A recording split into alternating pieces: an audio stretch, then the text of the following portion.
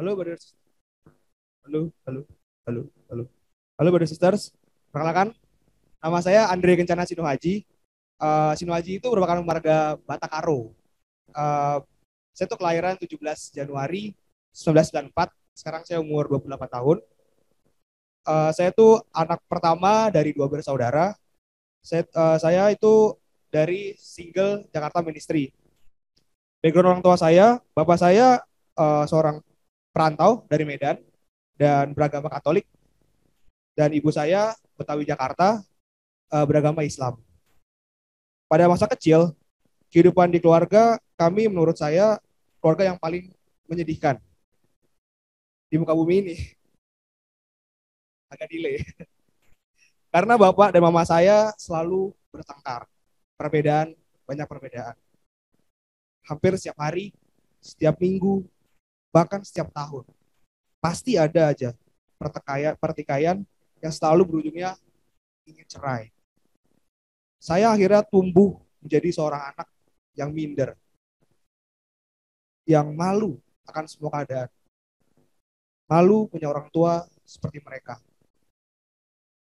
Takut akan keluar rumah, menjadi seorang yang introvert. Mudah sakit hati kalau ada orang ngomong yang jelek akan saya.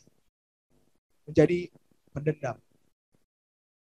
Suka berpikiran jahat dengan orang lain, negatif thinking dengan orang lain, malas untuk belajar dalam sekolah, dan menjadi orang yang kategori bodoh di sekolah.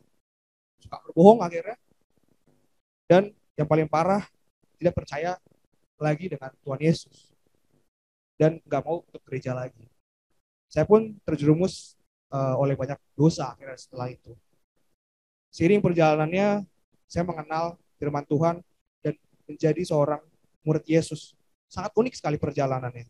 Yaitu berawal pada saat saya bermain basket waktu itu di Rafflesia Pondok Indah pada malam minggu main basket jam 9. Saya bertemu Bang Jordan waktu itu.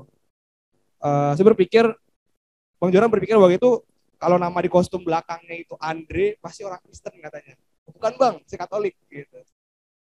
Dalam basket itu kita satu tim dan banyak ngobrol-ngobrol. Hingga pada suatu saat kita pulang, puji Tuhannya hujan kata Bang Jordan. Kalau saya sebenarnya nggak uji tuh.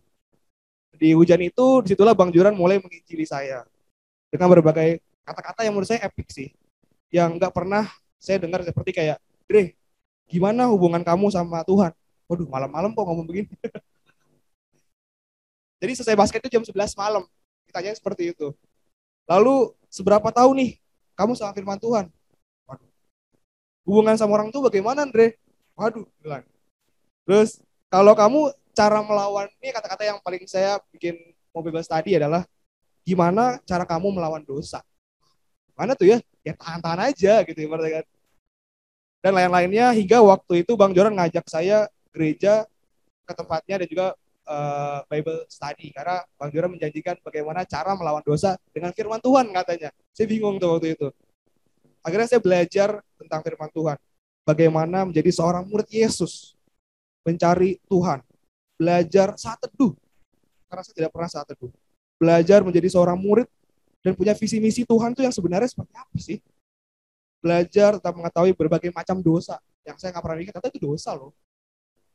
Terus belajar bagaimana cara melawan dosa dengan firman Tuhan, belajar cara untuk taat dan bertobat yang sesungguhnya itu gimana. Belajar arti dan makna kematian Tuhan Yesus kayak salib. Saya belajar bagaimana gereja yang sesungguhnya itu bagaimana sih. Belajar sebenarnya seberapa yang saya harus bayarkan atas kematian Tuhan Yesus di kayu salib karena saya. Saya belajar terus. Lalu setelah saya belajar itu, saya malah memiliki teman-teman atau komunitas dalam Kristus yang sebenarnya, di mana mereka peduli dengan saya dan selalu berusaha supaya saya tuh bisa melawan dosa dan gak jatuh dosa di hal yang sama terus. Arti salib bagi saya itu bukan sebuah penyelamatan Kristus saja, tetapi menjadi turning point saya yang sesungguhnya terhadap melawan dosa. Semua sifat buruk saya juga. Arti salib juga mengajarkan saya bahwa saya butuh supporting system atau komunitas atau brother dan sister untuk bersama-sama dalam Kristus dan melawan dosa-dosa saya dan kita semua. Supaya kematian Yesus tidak sia-sia karena ulah dosa saya. Dan saya tidak menambahkan rasa sakit Yesus di kayu salib karena dosa saya.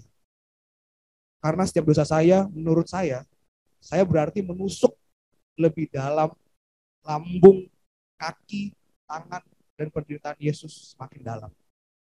Salib juga mengajarkan saya untuk terus memberitakan kabar baik, yaitu dengan menyampaikan firman Tuhan ke semua orang.